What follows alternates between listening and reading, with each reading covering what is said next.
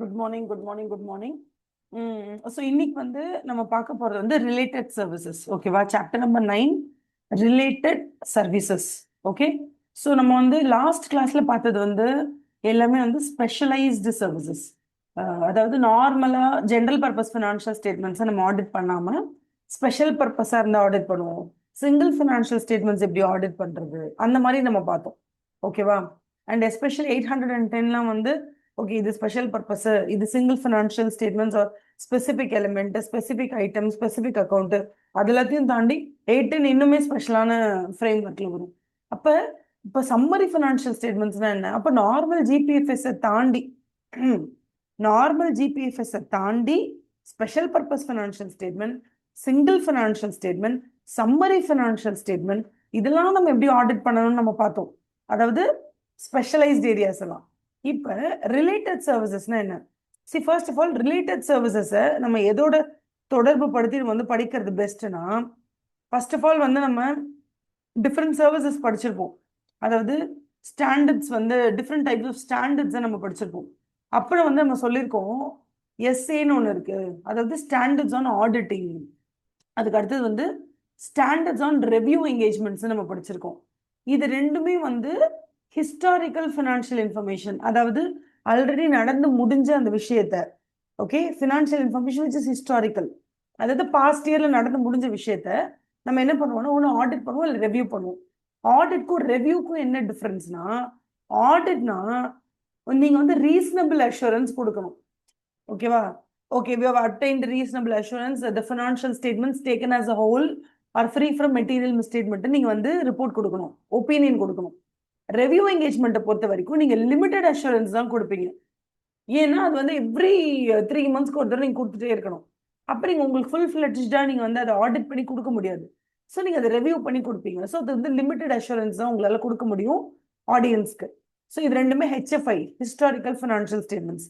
சரி, ஓகேப்பா, historical financial ஸ்டேட்மெண்ட்ஸை தவிர வேற என்ன இருக்கு? Other than historical financial information நீங்க கொடுக்க போறது எல்லாமே ஃபியூச்சரிஸ்டிக்கா, அதாவது ப்ராஸ்பெக்டிவ் ஃபினான்ஷியல் இன்ஃபர்மேஷன். அப்போல்லாம் ப்ராஸ்பெக்டஸ்ல கொடுக்குற விஷயங்களை நம்ம வந்து ஆடிட் பண்ணி சொல்றது அந்த மாதிரி.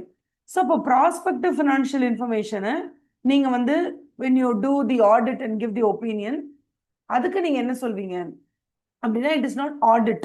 ஏன்னா அது futuristic information, prospective information or projected financial statements அந்த மாதிரி.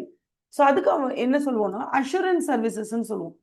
அப்போ அதோட ஸ்டாண்டர்ட்ஸ் பேர் என்ன அப்படின்னா ஸ்டாண்டர்ட்ஸ் ஆன் அஷூரன்ஸ் என்கேஜ்மெண்ட் நம்ம படிச்சிருக்கோம். இந்த அஷூரன்ஸ் என்கேஜ்மெண்ட் எல்லாமே ஃபியூச்சரிஸ்டிக்கா இருக்கிறதுனால இதுலயும் நான் உங்களுக்கு ஒரு விஷயம் சொல்லி கொடுத்துருக்கேன். என்னன்னா இந்த ஸ்டாண்டர்ட்ஸ் ஆன் அஷூரன்ஸ் என்கேஜ்மெண்ட்டை பொறுத்த வரைக்கும் நம்ம அஷூரன்ஸ் கொடுப்போம், அதாவது ஒப்பீனியன் கொடுப்போம். ஒப்பீனியன் எதன் மீது கொடுப்போம் அப்படின்னா அந்த ப்ரொஜெக்டட் ஃபினான்ஷியல் ஸ்டேட்மெண்ட்ஸ்ல நிறைய நம்பர்ஸ் இருக்கும்ல. For example projected profit, projected balance sheet கூட ப்ரொஜெக்டட் அசெட் வேல்யூ, அந்த மாதிரி வந்து ப்ரொஜெக்டட் வேல்யூஸ் நிறைய இருக்கும், அந்த நம்பர்ஸும் இருக்கும். பிளஸ் இதெல்லாம் ப்ரொஜெக்ட் பண்றாங்கல்ல, like 5 years from now, 3 years from now, இல்லை நெக்ஸ்ட் 5-6 years இதெல்லாம் நடக்க போகுது, இப்படிதான் இருக்கும் அப்படின்னு சொல்லி அவங்க வந்து ஒரு நம்பரை நமக்கு கொடுக்குறாங்க. ஸோ அந்த ப்ரொஜெக்டட் ஃபினான்ஷியல் ஸ்டேட்மெண்ட்ஸ்ல ஒரு நம்பரும் இருக்கும், தட் இஸ் நம்பர்ஸும் இருக்கும். அந்த நம்பர்ஸை எதன் அடிப்படையில் அவங்க அந்த நம்பர்ஸை கொடுத்தாங்க அப்படிங்கிற அசம்ஷன்ஸும் இருக்கும். நான் ஆல்ரெடி உங்களுக்கு சொல்லி கொடுத்துருக்கேன், but still I wanted to revise it now because இது டே 1ல நம்ம படிச்சிருப்போம். அதனால இப்போ ஒரு சின்ன ரிவிஷன். ஸோ இது நம்பர்ஸ், இது அசம்ஷன்ஸ். இப்போ எஸ்ஏஇ பொறுத்த வரைக்கும் ஸ்டாண்டர்ட்ஸ் ஆன் அஷூரன்ஸ் என்கேஜ்மெண்ட் பொறுத்த வரைக்கும் எல்லாமே ஃபியூச்சர் ப்ரொஜெக்டட் ப்ராஸ்பெக்டிவ்ன்றதுனால நாம அதை வந்து ஃபுல்லா பக்காவா பார்த்துட்டு ஒப்பீனியன் கொடுக்கும் போது நாம இந்த நம்பர் மேல ஒப்பீனியன் கொடுக்க மாட்டோம். ஏன்னா அந்த நம்பர் எக்ஸாக்டா நடக்குமா நடக்காதெல்லாம் நமக்கு தெரியாது. ஆனா இந்த நம்பரை அவங்க போடுறதுக்கு, இந்த நம்பரை கால்குலேட் பண்றதுக்கு, to end up with this number they must have come up with certain assumptions based on which they ended up with this kind of numbers. அப்ப அந்த அசம்ஷன்ஸ், ஏதோ ஒரு அசம்ஷன் அவங்க நம்பி தானே இந்த என்டையர் நம்பர்ஸ்ல தே ஹவ் லேண்டட்ல. அப்ப அந்த எந்த அசம்ஷன்ஸ் பேஸ் பண்ணி அவங்க இந்த என்டையர் யூனோ ப்ரொஜெக்டட் ஃபினான்ஷியல் ஸ்டேட்மெண்ட்ஸை ப்ரிப்பேர் பண்ணியிருக்காங்களோ அந்த அசம்ஷன்ஸ் மேலே தான் நம்ம ஒப்பீனியன் கொடுப்போம். இது ரொம்ப இம்பார்ட்டண்ட்டு. ஏன்னா நம்ம வந்து ஃபியூச்சரிஸ்டிக்கா ஏதோ ப்ரொஜெக்டட் ஃபினான்ஷியல் ஸ்டேட்மெண்ட்ஸ் எடுத்து நம்ம அதை ஒப்பீனியன் கொடுக்கும்போது நம்ம வந்து அந்த என்டையர் ஃபினான்ஷியல் ஸ்டேட்மெண்ட்ஸை பார்த்தாலும் அதுல இருக்க நம்பர்ஸை நீங்க எதை வச்சு நீங்க வந்து வில் யூ கன்ஃபார்ம்? ஏதாவது சோர்ஸ் டாக்குமெண்ட் இருக்கா? ஏதாவது எவிடன்ஸ் கிடைக்க போதா? பர்ச்சேஸ் டாக்குமெண்ட், சேல்ஸ் டாக்குமெண்ட், இல்ல ஏதாவது கான்ட்ராக்ட் அக்ரிமெண்ட், என்ன எதை வச்சு அந்த நம்பர்லாம் நீங்க கன்ஃபார்ம் பண்ணுவீங்க? கன்ஃபார்மே பண்ண முடியாது. So you will have no evidence at all to confirm with all the revenue, sales, expenditure, income, nothing. Because everything is projected. Everything is ப்ரொஜெக்டட்னு சொல்லும் போது உங்களோட ஒப்பீனியன் நீங்க எப்படி ஒரு ப்ரொஜெக்ட் நம்பர்ஸ் மேல வைக்க முடியும்? முடியாது. அதனால அந்த ப்ரொஜெக்டட் நம்பர்ஸ் ஏதோ ஒரு அடிப்படையில தான் கிரியேட் பண்ணப்பட்டிருக்குன்றதுனால அந்த அடிப்படையை நீங்க என்ன பண்ணுவீங்கன்னா you will do the audit. Audit பண்ணி அதுக்கு ஒப்பீனியன் கொடுப்பீங்க. So that's called as assurance engagement. So இதுலயுமே வந்து நீங்க என்ன பண்ணுவீங்கன்னா you'll concentrate more on the assumptions based on which the opinion is going to be given. இது எல்லாமே முடிஞ்சிருச்சுப்பா. இது மூணுத்துக்கும் இந்த மூணுத்துக்கும் சேர்த்து ஒரு காமனாலிட்டி இருக்கு. என்னன்னு தெரியுமா? இது மூணுமே அஷூரன்ஸ் என்கேஜ்மெண்ட் தான். Audit is an assurance engagement, review is an assurance engagement, அதே மாதிரி assurance engagement is an assurance engagement. மூணுலயுமே நீங்க ஒப்பீனியன் கொடுப்பீங்க. ஆடிட்ல வந்து ரீசனபிள் அஷூரன்ஸ், இங்க வந்து ரெவ்யூ என்கேஜ்மெண்ட்ல வந்து லிமிடெட் அஷூரன்ஸ், இந்த எஸ்இ இருக்கு இல்லையா, அதுவுமே வந்து அஷூரன்ஸ் என்கேஜ்மெண்ட் தான். டிபெண்டிங் அப்பான் அதுவுமே கிட்டத்தட்ட வந்து ஒரு மாடரேட் டு லிமிடெட் அஷூரன்ஸ் தான் இருக்கும். ஓகே, அடுத்தது இந்த இடத்துல பாத்தீங்க, இந்த மூணுமே அஷூரன்ஸ் என்கேஜ்மெண்ட். இதுல வந்து எப்படி டிஃபரன்ஷியேட் பண்ணுவோம்னா இந்த ரெண்டு ஹெச்எஃப்ஐ, இது மட்டும் வந்து ப்ராஸ்பெக்டட் ஃபினான்ஷியல் இன்ஃபர்மேஷன், இப்படிதான் நம்ம டிஃபரன்ஷியேட்டே பண்ணுவோம். இதை தாண்டி உங்களுக்கு ஒரு ஸ்டாண்டர்ட் இருக்கு, அதுக்கு பேரு எஸ்ஆர்எஸ் சொல்லுவோம். இதுல இருந்து எஸ்ஆர்எஸ் கேட்டீங்கன்னா ஸ்டாண்டர்ட்ஸ் ஆன் ரிலேட்டட் சர்வீசஸ். இந்த ரிலேட்டட் சர்வீசஸ் அப்படிங்கிறது என்ன? What is this related services அப்படின்னு கேட்டா, இந்த ரிலேட்டட் சர்வீஸ்ன்றது ஒப்பீனியன் கொடுக்குற வேலையே கிடையாது. இப்ப ஃபார் எக்ஸாம்பிள் இந்த மூணு இடத்துல நீங்க ஒப்பீனியன் கொடுத்தீங்கல்ல, எப்படி ஒப்பீனியன் கொடுத்தீங்க? ஏன்னா அவங்க இந்த ஹிஸ்டாரிக்கல் ஃபினான்ஷியல் இன்ஃபர்மேஷனை ப்ரிப்பேர் பண்ணி வச்சிருந்தாங்க.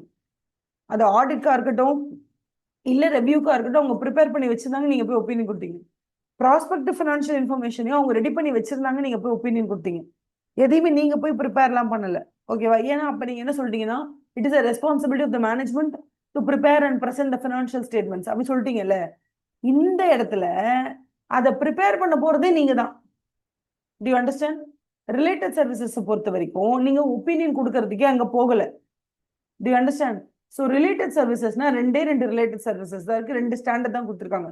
ஒன்னு எஸ்ஆர்எஸ் 4400, இன்னொன்னு எஸ்ஆர்எஸ் 4410. இந்த இடத்துல எஸ்ஆர்எஸ் 4410 இஸ் மோர் ப்ராமினன்ட். ஏன்னா இந்த இடத்துல நீங்க தான் என்ன பண்ண போறீங்கன்னா you are going to compile everything. Compilation சொல்லுவோம். What is compilation? ஏன்னா ஒரு என்டிட்டி இல்லைன்னா ஒரு பர்டிகுலர் மேனேஜ்மெண்ட்டோ இல்லை ஒரு கம்பெனியோ அவங்க அந்த ஒரு வருஷத்துல நடக்கக்கூடிய எல்லா டிரான்சாக்ஷன்ஸ் அண்ட் ஈவெண்ட்ஸையும் அவங்க பேசிக்கா வந்து ரெக்கார்ட் பண்ணி வச்சிருக்காங்க, அவ்வளவுதான். அந்த ரெக்கார்டட் ஐட்டம்ஸ் எதையுமே அவங்க இன்னும் பிஎன்எல் பேலன்ஸ் ஷீட்டா கன்வெர்ட் பண்ணல, இல்லை ட்ரையல் பேலன்ஸ் ஸ்டேஜோட நிக்குது, அவ்வளவுதான். இப்போ அவங்க என்ன கேட்குறாங்கன்னா உங்ககிட்ட வந்து ஹெல்ப் கேட்குறாங்க. சார்ட்டர்ட் அக்கௌண்டன்ட் நீங்க தானே ஒரு ப்ராக்டிசிங் சார்ட்டர்ட் அக்கௌண்டன்ட், நீங்க வந்து எங்களுக்கு ஹெல்ப் பண்ணுங்க. இந்த மாதிரி வந்து நாங்க ட்ரையல் பேலன்ஸ் வரைக்கும் ரெடி பண்ணி வச்சிருக்கோம், ரெக்கார்ட்ஸ் எல்லாம் போட்டு பக்காவா லெட்ஜர் வரைக்கும் ரெடி பண்ணி வச்சிருக்கோம், நீங்க தான் எங்களுக்கு வந்து பிஎன்எல் பேலன்ஸ் ஷீட்லாம் ரெடி பண்ணி கொடுக்கணும். ஆஸ் பர் இண்டேஸ் எல்லாம் என்ன ஃபாலோ பண்ண எங்களுக்கு தெரியாது, ஸோ நீங்க அதெல்லாம் ஃபாலோ பண்ணி கரெக்டா எங்களுக்கு பண்ணி கொடுங்கன்னு உங்களுக்கு கூப்பிடுறாங்க. உங்களுக்கு கூப்பிடும் போது நீங்க போறீங்க, நீங்க போயிட்டு அவங்களுக்கு என்ன பண்றீங்கன்னா எல்லா ரெக்கார்ட்ஸையும் கம்பைல் பண்ணி ஒரு PNL balance sheet, cash flow statements, changes on equity, அந்த மாதிரி ஸ்டேட்மெண்ட் எல்லாத்தையும் நீங்க ப்ரிப்பேர் பண்ணி கொடுத்துட்டு நீங்க வெளில வந்துடணும், அவ்வளவுதான். நீங்க ஒப்பீனியன் கொடுக்க போறது இல்லை. Now here your work is to compile all the records and based on the financial reporting framework நீங்க அதை கம்பைல் பண்ண போறீங்க. கம்பைலேஷன்ல அவங்களே உங்களுக்கு சொல்லிடுவாங்க நீங்க எப்படி கம்பைல் பண்ணணும். நீங்க வந்து general purpose financial framework use பண்ணி கம்பைல் பண்ணணுமா, இல்ல ஸ்பெஷல் பர்பஸ் ஃப்ரேம்வொர்க் யூஸ் பண்ணி கம்பைல் பண்ணணுமா, ஃபுல் ஃபினான்ஷியல் ஸ்டேட்மெண்ட்ஸை நீங்க கம்பைல் பண்ணணுமா, இல்ல ஸ்பெசிஃபிக்கா ஏதாவது ஒரு பர்டிகுலர் பிஎன்எல்ல மட்டும் கம்பைல் பண்ணணுமா, இது எல்லாமே அவங்க உங்களுக்கு சொல்லிடுவாங்க. அவங்க என்ன ஒர்க்கு உங்களுக்கு அலாட் பண்றாங்களோ, அவங்க என்ன ஒர்க்கு உங்களுக்கு அலாட் பண்றாங்களோ அந்த ஒர்க்கை மட்டும் நீங்க அந்த இடத்துல கம்பைல் பண்ணி கொடுத்துட்டு வந்தா போதும். இது கம்பைலேஷன் அக்ரிமெண்ட். ஓகேவா? இன்னொன்னு எஸ்ஆர்எஸ் 4400 என்னன்னு கேட்டீங்கன்னா, கிட்டத்தட்ட இது ஆடிட் மாதிரி தான். கிட்டத்தட்ட இது ஆடிட் மாதிரி தான், ஆனா ஆடிட் கிடையாது. ஏன்? ஏன்னா அவங்க என்ன சொல்றாங்க, எஸ்ஆர்எஸ் 4400 பொறுத்த வரைக்கும் இந்த இடத்துல இது வந்து கம்பைலேஷன் அக்ரிமெண்ட்னு சொல்றாங்களா, இதுக்கு பேர் வந்து அக்ரீட் அப்பான் ப்ரொசீஜர்ஸ். என் கூடயே சேர்ந்து சொல்லிட்டே வாங்க. agreed upon procedures, agreed upon procedures, agreed upon procedures, agreed upon procedures, agreed upon procedures. ஏன்னா நம்ம எஸ்ஆர்எஸ்ல ஆல்ரெடி பெருசா கேள்விப்பட்டது இல்லைல்ல, இதான் நம்ம ஃபர்ஸ்ட் படிக்கிறோம், நம்ம பிரெயினுக்கு இது ரொம்ப புதுசு இல்ல, அதனால நம்ம என்ன பண்ணணும், நம்ம பிரெயினுக்கு நம்மளே ஒரு வாட்டி இது ரொம்ப முக்கியம், இது நீ ஞாபகம் வச்சுக்கோ, இது ரொம்ப முக்கியம், மறந்துடாத, இது ரொம்ப முக்கியம் அப்படி சொல்லி நம்மளே ஒரு தடவைக்கு 4 தடவை சுத்தி வர இருக்கவங்க என்ன சிரிச்சாலும் அதெல்லாம் கண்டுக்கவே கண்டுக்காதீங்க. ஏன்னா உங்களுக்கு என்ன ரொம்ப இம்பார்ட்டன்ட்னு உங்களுக்கு தான் தெரியும். அதை எப்படி அடையணும்னு மட்டும் தான் நான் சொல்லி கொடுக்க முடியும். ஓகேவா? அப்ப நம்ம என்ன பண்ணணும், நமக்கு ரொம்ப பிடிச்சத, நமக்கு ரொம்ப வேணும்னு நம்ம ஆசைப்படுறது நம்ம கிடைக்கணும்னா, சுத்தி வர இருக்கவங்க நம்மளை பார்த்து என்ன கலாய்ச்சாலும் அதெல்லாம் பார்த்து நம்ம கண்டுக்கவே கூடாது. நம்ம பாட்டு கத்தி கத்தி கத்தி படிக்கணும், மனசுல ஆக்கிக்கணும் எல்லாத்தையும். ஸோ எஸ்ஆர்எஸ் 4400, எஸ்ஆர்எஸ் 4410, இது அக்ரீட் அப்பான் ப்ரொசீஜர். இது கம்பைலேஷன் என்கேஜ்மெண்ட் அக்ரிமெண்ட். டக்குன்னு ஞாபகம் வர மாட்டேங்குது, வரேன். Compilation engagement. Okay, compilation agreement சொல்லிடக்கூடாதுன்றதுனால தான் பார்த்தேன். Compilation engagement agreed upon procedure. ஓகேவா? எங்கடா விட்டோம் அந்த டோருக்கு பாருங்க. Compilation engagements. Okay, so compilation engagements, SRS 4410 compilation engagements. நானுமே இதை ஃபர்ஸ்ட் டைம் வந்து முதல்ல இந்த எஸ்ஆர்எஸ் படிக்கும் போது இந்த வேர்ட்ஸ் எல்லாம் நிறைய வாட்டி சொல்லி சொல்லி பார்த்துக்கிட்டேன். ஏன்னா நமக்கு இது தெரியாது இல்ல, நமக்கு இந்த ஸ்டாண்டர்ட்லாம் ரொம்ப பழக்கம் இல்லை. Basic standards like SRS, like SA வந்து 500, எஸ்ஏ 501, எஸ்ஏ 505னா பெரிய அளவில் நம்ம ஃபுல் டைம் படிச்சு மனப்பாடமே ஆகலனாலும் at least we must have heard about இல்ல. இது வந்து ஆடிட் எவிடன்ஸ் பத்தி, இது எக்ஸ்டர்னல் கன்ஃபர்மேஷன் பத்தி, இது வந்து ரிலேட்டட் பார்ட்டிஸ் பத்தி, இதான் நமக்கு தெரியும் இல்ல. சப்சிக்வெண்ட் ஈவென்ட்ஸ் எஸ்ஏ 560னா, எஸ்ஏ 570னா கோயிங் கன்சர்ன், எஸ்ஏ 580னா ரிட்டர்ன் ரெப்ரசன்டேஷன், எஸ்ஏ 550னா ரிலேட்டட் பார்ட்டிஸ். ஓகேவா? எஸ்ஏ 540னா அந்த அக்கௌண்டிங் எஸ்டிமேட்ஸ் அதெல்லாம் இருக்கும். அது அதே மாதிரி எஸ்ஏ 530னா ஆடிட் சாம்பிளிங் அவங்க நினைக்கிறேன். அப்புறம் எஸ்ஏ 520னா analytical procedure, SA 510 initial audit engagements, opening balances. அதுக்கப்புறம் எஸ்ஏ 501னா அந்த ஸ்பெஷல் ஐட்டம்ஸ் இருக்கும், இன்வென்ட்ரி இதெல்லாம் செக் பண்ண மாதிரி, அது பார்ப்போம். அதுக்கப்புறம் வந்து எஸ்ஏ 500னா ஆடிட் எவிடன்ஸ். இந்த மாதிரி ஓரளவுக்கு நம்ம ஏரியாவே கண்டுபிடிச்சிருவோம்ல. ஆனா எஸ்ஆர்எஸ் பொறுத்த வரைக்கும் உங்களுக்கு கம்ப்ளீட்டா டிஃப்ரெண்ட்ங்கிறதுனால தான் நான் என்ன சொல்றேன், ஒரு தடவை நம்ம பார்த்துக்கலாம், ஒரு தடவை வந்து சொல்லி பார்த்துக்கலாம். இப்போ எஸ்ஆர்எஸ் 4400னா எஸ்ஆர்எஸ் 4400, எஸ்ஆர்எஸ் 4410. 4410 வந்து கம்பைலேஷன் என்கேஜ்மெண்ட், 4400 வந்து agreed upon procedure, agreed upon procedure, agreed upon procedure, agreed upon procedures.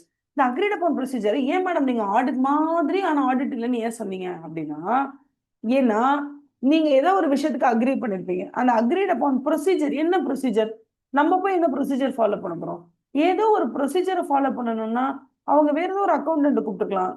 ஓகேவா? ஏதோ ஒரு பிகாம் படிச்சவங்களை கூப்பிட்டுருக்கலாம், எம்காம் படிச்சவங்களை கூப்பிட்டுருக்கலாம். ஏன் உங்களை கூப்பிட்டு ஒரு ப்ரொசீஜர் அப்ளை பண்ண சொல்றாங்க அப்படின்னா, அந்த ப்ரொசீஜர் கண்டிப்பா ஆடிட் ப்ரொசீஜர் தான், அதுல மாற்று கருத்தே கிடையாது.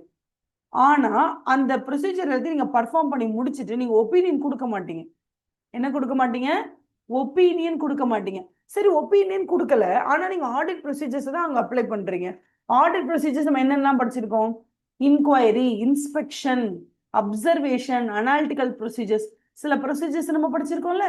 இந்த ப்ரொசீஜர்ஸ் எல்லாம் யூஸ் பண்ணி தான் நம்ம ரிஸ்க் அசஸ்மெண்ட் ப்ரொசீஜரா இருந்தாலும் சரி, ஃபர்தர் ஆடிட் ப்ரொசீஜரா இருந்தாலும் சரி, இத மாதிரி இதெல்லாம் யூஸ் பண்ணோம் நம்ம படிச்சிருக்கோம்ல. அதே ப்ரொசீஜர் தான் இங்கேயும் அப்ளை பண்றாங்க அக்ரீட் அப்பான் ப்ரொசீஜர்ல. ஆனா அது எல்லாத்தையும் பண்ணி முடிச்சுட்டு அதுல இருந்து உங்களுக்கு விஷயங்கள் தெரிய வரும்போது அதை வச்சு நீங்க ஒப்பீனியன் கொடுக்க மாட்டீங்க. அதுக்கு பதிலா நீங்க அங்க என்ன கண்டுபிடிச்சீங்களோ,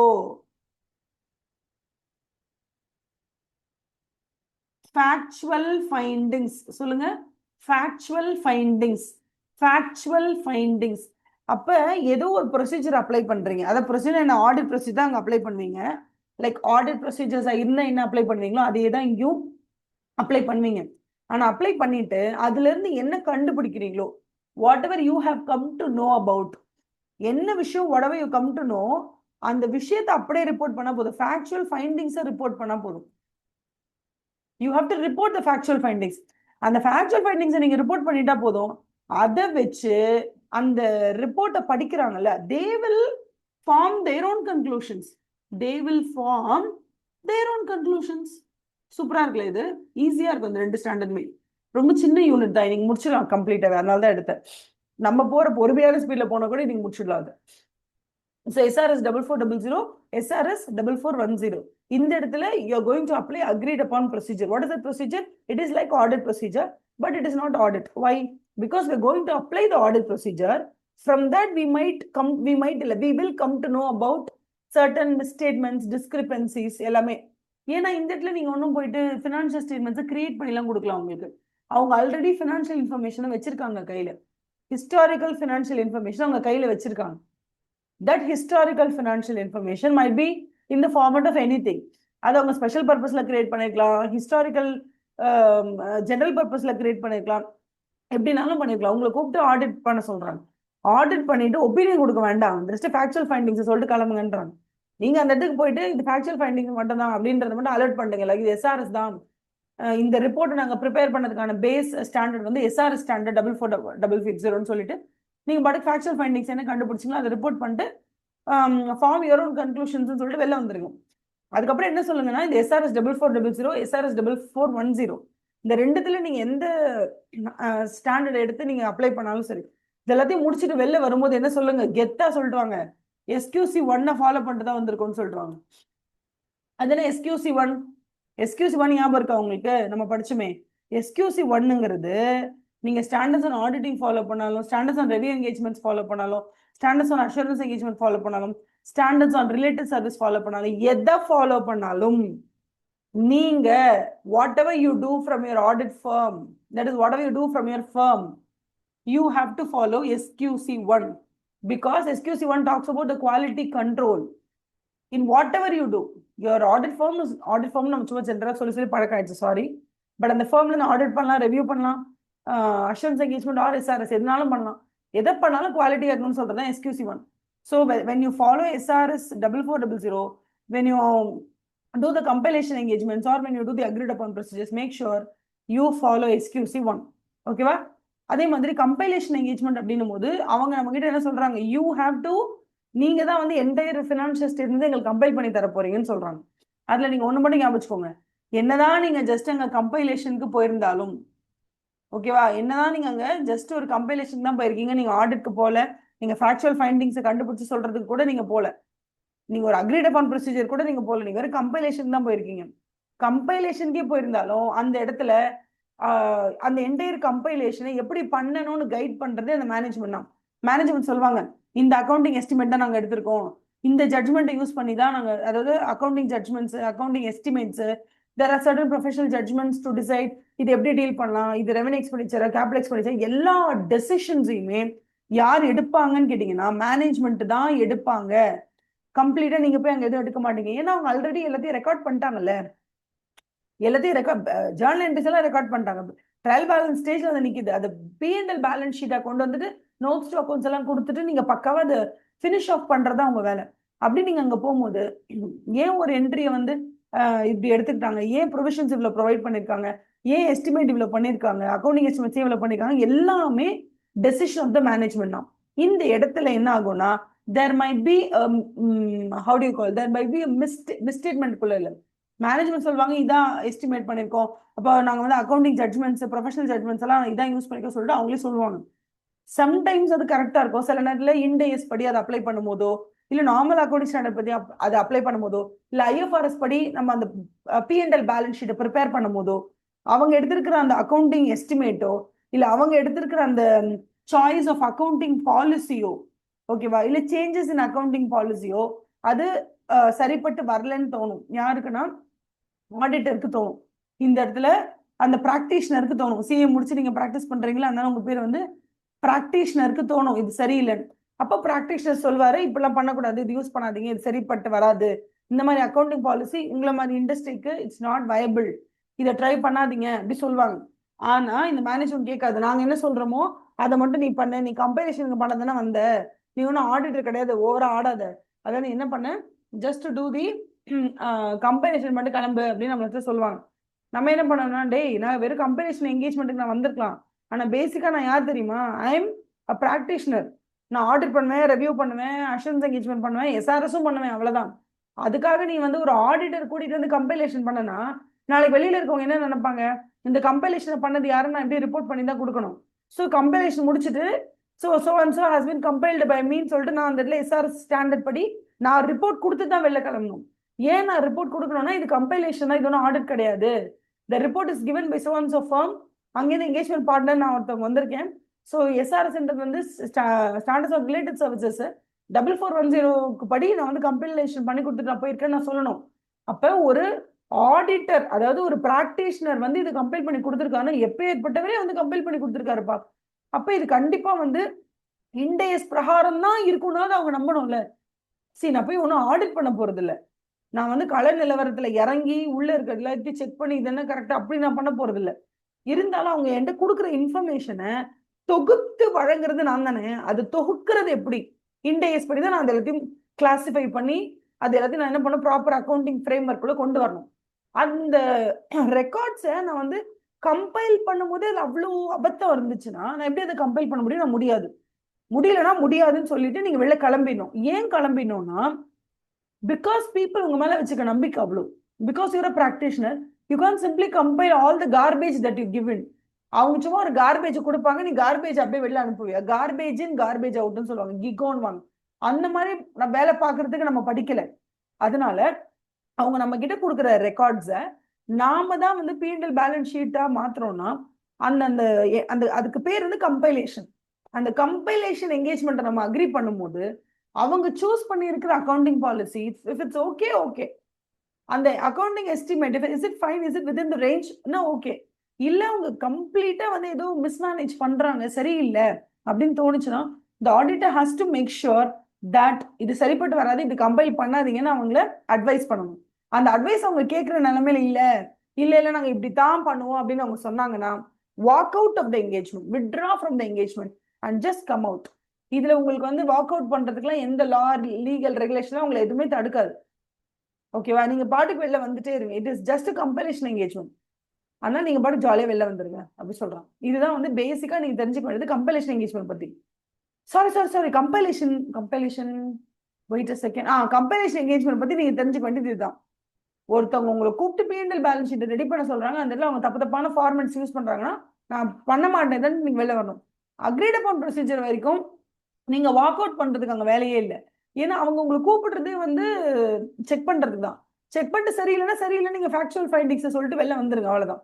அந்த இடத்துல நீங்க ஒப்பீனியன் கூட கொடுக்க போறது இல்லை.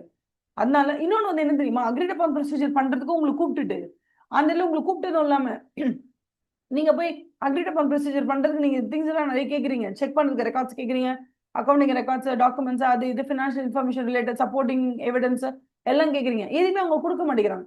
என்னடா நீ கூப்பிட்டுட்டு அக்ரீட் அப்பான் ப்ரொசீஜர் தான் கூப்பிட்டேன்னு, கிட்டத்தட்ட ஆடிட்டர் எப்படி ஆடிட் பண்ணுவாரோ அதே மாதிரி ஆடிட் பண்ணி தாங்கன்னு, நான் வந்து எல்லாத்தையும் உட்காந்துக்கிட்டு இதை கூட அதை கூடன்னு கேட்குறேன், ஒன்றும் கொடுக்க மாட்டேறியே அப்படின்னு நீங்க அங்க போயிட்டு, if you feel bad that people are not respecting you, respect in the sense people are not responding to you, நீங்க கேட்குற இந்த டாக்குமெண்ட்ஸ் அவங்க கொடுக்க மாட்டேங்கிறாங்க அப்படின்னா ஒன்றும் பண்ண முடியாது, ஃபேக்சுவல் ஃபைண்டிங்ஸ் பண்ண முடியல, ஏன்னா அவங்க எனக்கு கோஆப்ரேட் பண்ணுன்னு சொல்லிட்டு ஃபைண்டிங்ஸ் எழுதும் போது சொல்லிட்டு வந்துருங்க. The entity did not cooperate, as a result I am not able to get the factual findings, எதுவுமே எனக்கு கிடைக்கல, அதனால எனக்கு ப்ரொசீஜரை ஃபாலோ பண்ணும்போது சொல்லிட்டு ரிப்போர்ட் கொடுத்துட்டு வந்துருங்க ஆஸ் பர் SRS 4400 அப்படிங்கிறது. இந்த ரெண்டு விஷயமும் உங்களுக்கு வந்து தரவா ஞாபகம் இருக்கணும். ஓகேவா? ஸோ இப்போ நம்ம சொன்ன மாதிரி ஒன்று வந்து நம்ம பார்க்க போது SRS 4400, it is called as engagements to perform agreed upon procedures regarding the financial information. SRS 4400, engagements to perform agreed upon procedures regarding financial information. அடுத்தது compilation engagement, SRS 4400 compilation engagements. இந்த ரெண்டு நேமே ஒரு தடவை உங்க நோட்ல எழுதிக்கோங்க, அழகா SRS 4400 engagements to perform agreed upon procedures. இங்க வந்து engagements to perform, இங்க engagements to performலாம் இல்ல, கம்பைலேஷன் என்கேஜ்மெண்ட். இது கூட அழகா engagement to perform கம்பைலேஷன் போட்டுக்கலாம்ல, குழப்புதான் இல்லையா நமக்கு? இது கம்பைலேஷன் என்கேஜ்மெண்ட்ஸ், அது வந்து engagements to perform agreed upon procedures.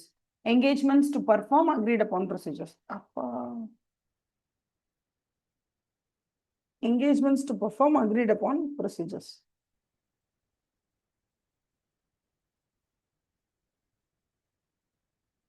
பனி பெய்ய ஆரம்பிச்சிருச்சா நைட்ல?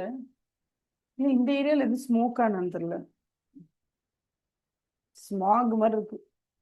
பனியா இருந்தா பெட்டரு. புகை மாதிரி இருக்கு அப்படி இங்கெல்லாம். Okay பாத்துடலாமா? SRS 4400 engagements to perform the agreed upon procedures. இது கம்பைலேஷன் என்கேஜ்மெண்ட்ஸ். ஓகேவா? அதுக்கு அடுத்தது இது ஒரு கதை மாதிரி இருக்கு. இந்த கதையில வந்து ஒரு பையன் படிக்கிறேன், என்னது இதெல்லாம் இருக்கா அப்படியா அப்படின்னு கேட்கறான். சும்மா கதை மாதிரி உட்காந்து ஒரு தடவை படிங்க. நானும் படிச்சேன், டக்குன்னு கதை மறந்து போச்சு எனக்கு. ஓகே, ஸோ இன்ட்ரோடக்ஷன்ல என்ன சொல்றாங்க பாருங்க. இந்த இதுல chartered accountants in practice are often asked to provide some services. அதுல வந்து ஒப்பீனியன்லாம் நீங்க கொடுக்க மாட்டீங்க. That kind of non assurance services are called as வாட்னு கேட்டா ஸ்டாண்டர்ட்ஸ் ஆன் ரிலேட்டட் சர்வீசஸ். இதை வந்து அண்டர்லைன் பண்ணிக்கோங்க. The standards on related services கொடுத்தது CA Institute தான். AASB Auditing and Assurance Standards Board of India அவங்க தான் கொடுத்துருக்காங்க. AASB CA Instituteல இருந்து கொடுத்துருக்காங்க. 2 ஸ்டாண்டர்ட்ஸ் கொடுத்துருக்காங்க. Standards on related services. ஒன்னு மறுபடியும் SRS 4400, இன்னொன்னு SRS 4410 கம்பைலேஷன் என்கேஜ்மெண்ட். இப்போ ஃபர்ஸ்ட் ரிலேட்டட் சர்வீசஸ்னா என்னன்னு சொல்றாங்க. ரிலேட்டட் சர்வீசஸ்னா என்னன்னா where you don't have to give ஒப்பீனியன்லாம் கொடுக்க வேண்டாம். அதான் அப்ப அஷூரன்ஸ் என்கேஜ்மெண்ட்னா ஃபர்ஸ்ட் உங்களுக்கு என்னன்னு உங்களுக்கு எக்ஸ்பிளைன் பண்ணுவாங்க. What is assurance engagement? Assurance engagement அப்படிங்கறதுல யூ எக்ஸ்பிரஸ் கன்க்ளூஷன். கண்டிப்பா என்ன பண்ணுவாரு தி ஆடிட்டர் அந்த இடத்துக்கு போயிட்டு கண்டிப்பா ஒரு கன்க்ளூஷனை கொடுப்பாரு. அந்த கன்க்ளூஷன் அப்படிங்கிறது ஒப்பீனியன். அந்த ஒப்பீனியன் கண்டிப்பா கொடுப்பாரு. அது standards on auditing, standards on review engagement, standards on assurance engagement மூணுமே வரும். எல்லாத்துலயுமே என்ன பண்ணுவாரு, ஏதாவது ஒரு சப்ஜெக்ட் மேட்டர் இருக்கும். அந்த சப்ஜெக்ட் மேட்டர் வந்து என்ன பண்ணுவாரு, நிறைய கிரைட்டீரியா வச்சு அப்ளை கிரைட்டீரியா இருக்கும். கிரைட்டீரியா வச்சு இந்த கிரைட்டீரியாக்கு இது ஃபிக்ஸ் ஆகுதுன்னு பார்த்துட்டு எஸ்னா எஸ் நோ ஒப்பீனியன் கொடுத்துட்டு வெளில போவார். அதான் சொல்றாங்கல்ல, நம்ம படிச்சது ஆடிட்ல 3 இருக்கும். ரெஸ்பான்சிபிள் பார்ட்டி ஒருத்தவங்க இருப்பாங்க, அதுக்கப்புறம் வந்து யூசர்ஸ் இருப்பாங்க, இன்னொரு சைடு ஆடிட்டர் இருப்பார். 3 பேர் இருப்பாங்க. இதான் degree of confidence of intended users, other the responsible party about the outcome of the evaluation of the subject matter against the criteria.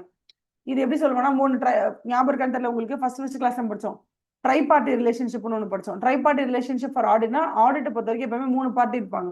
R assurance engagement பொறுத்த வரைக்கும் 3 பார்ட்டி இருப்பாங்க. என்னன்னா ஒன்னு ரெஸ்பான்சிபிள் பார்ட்டி.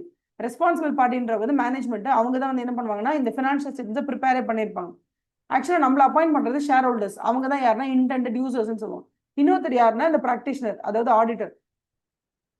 3 பேர் இருப்பாங்க. ஆடிட்டர் என்ன பண்ணுவாருன்னா இந்த ஃபினான்ஷியல் ஸ்டேட்மெண்ட்ஸ் இருக்குல்ல, அதுதான் வந்து சப்ஜெக்ட் மேட்டருங்க. What is the subject matter? Financial statement subject matter. இந்த சப்ஜெக்ட் மேட்டர் எப்படி ப்ரிப்பேர் பண்ணிருப்பாங்க? FRF படி ப்ரிப்பேர் பண்ணிருப்பாங்க. அப்ப இந்த எஸ் யூஸ் பண்ணிருப்பாங்க, இல்லைன்னா வந்து கம்பெனிஸ் ஆஃப் 2013 ஷெட்யூல் 3 படி ப்ரிப்பேர் பண்ணிருப்பாங்க. இதெல்லாம் ஃப்ரேம் ஒர்க். ஸோ இந்த சப்ஜெக்ட் மேட்டரை அகேன்ஸ்ட் ஒரு கிரைட்டீரியா அவங்க ப்ரிப்பேர் பண்ணிருக்காங்கல்ல, என்ன கிரைட்டீரியா? இண்டெஸ் என்ற கிரைட்டீரியா படி ப்ரிப்பேர் பண்ணிருக்காங்களா? So whether the subject matter has been prepared against the particular criteria அப்படிங்கறத ஆடிட்டர் செக் பண்ணிடுவாரு. யார் இந்த ஃபினான்ஷியல் ஸ்டேட்மெண்ட்ஸ் ப்ரிப்பேர் பண்ணி கொடுக்கறதுனா responsible party. Who is responsible party? Management. அவங்க எதுக்கு ரெஸ்பான்சிபிள்னா இந்த ஃபினான்ஷியல் ஸ்டேட்மெண்ட்ஸ் ப்ரிப்பேர் பண்ண அவங்க தான் responsible. So they are responsible for preparation. they'll prepare and give to auditor. Auditor will give the opinion to the shareholders. இது வந்து try party relationship. இது வந்து ஆடிட்ல, அஷூரன்ஸ் என்கேஜ்மெண்ட்ல, அதுக்கப்புறம் ரெவியூல எல்லாத்துலயுமே இப்படிதான் இருக்கும். இதான் வந்து அஷூரன்ஸ் என்கேஜ்மெண்ட் பேசிக்கா. ஓகே, இதை தாண்டி பிராக்டிஷனர் வந்து இது எல்லா என்கேஜ்மெண்ட்டுமே வந்து என்ன கொடுப்பாரு? ஒப்பீனியன் கொடுப்பாரு. பட் இப்ப இருக்கிற ரிலேட்டட் சர்வீசஸ் பொறுத்த வரைக்கும் ஒரு ஒப்பீனியன் கொடுக்கணும்னு அவசியம் இல்லை. ஓகேவா? அவர் ஒப்பீனியன் கொடுக்கறதுனால தான் எல்லாரும் என்ன பண்றாங்கன்னா ஒரு கான்ஃபிடென்ட்டா டெசிஷன் மேக்கிங்ல இறங்குறாங்க. ஏன்னா அந்த இன்ஃபர்மேஷன் எல்லாமே ஆடிட் பண்ணப்பட்டுச்சு அப்படின்னு. ஓகேவா? நெக்ஸ்ட் வந்து எல்லா என்கேஜ்மெண்ட்ஸுமே வந்து அஷூரன்ஸ் என்கேஜ்மெண்டா இருக்கணும்னு அவசியம் இல்லை. நார்மலா இப்ப நீங்க ஆடிட் ஃபார்ம்ல ஒர்க் பண்றீங்க, அங்க என்ன பண்றீங்க? இன்கம் டாக்ஸ் ரிட்டர்ன் ஃபைல் பண்ணி தரீங்க, GST ரிட்டர்ன்ஸ் ஃபைல் பண்ணி தரீங்க, எவ்வளவு விஷயம் செய்றீங்கல்ல, இதெல்லாம் நான் ஆடிட் ரிலேட்டடாவா இருக்கு? இல்ல எவ்வளவோ அஷூரன்ஸ் அங்கே அஷூரன்ஸ் என்கேஜ்மெண்ட் தாண்டி you performing so many திங்ஸ்ல.